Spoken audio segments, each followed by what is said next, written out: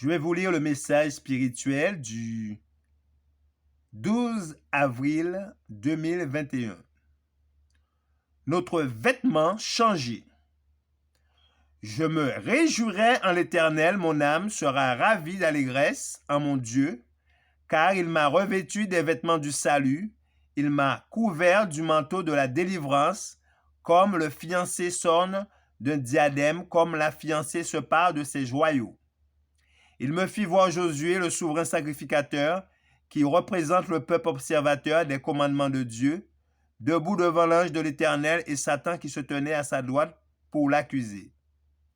Le Christ est notre souverain sacrificateur. Satan se tient devant lui, nuit et jour, pour accuser les frères.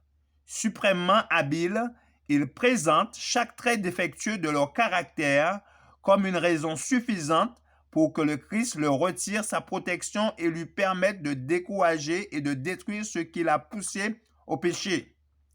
Mais le Christ a expié tous nos péchés.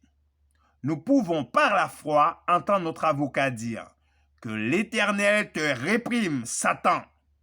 N'est-ce pas là un tisson arraché du feu? Oh, Josué était couvert de vêtements sales. C'est ainsi que les pécheurs apparaissent devant l'ennemi qui, par sa puissance de séduction, les a conduits à briser leur alliance avec Dieu. L'ennemi revêt de vêtements de péché et de honte ceux qu'il a séduits, puis il déclare qu'il n'est pas juste que le Christ soit leur lumière et leur défenseur. Écoutez les paroles de Jésus. J'effacerai ses transgressions, je couvrirai ses péchés, les vêtements sales sont ôtés et le Christ dit, vois, je t'enlève ton iniquité. L'iniquité est placée sur l'innocent, le pur, le saint Fils de Dieu. Et l'homme sans mérite se tient devant le Créateur, purifié de tout souillure et revêtu de la justice du Christ. Oh, que de signification dans ce changement de vêtements! Il enlève notre péché et nous revêt de sa robe de justice, tissée sous le métier du ciel. Nous sommes adoptés dans la famille céleste et nous héritons des demeures éternelles préparées pour ceux qui obéissent. Très beau message.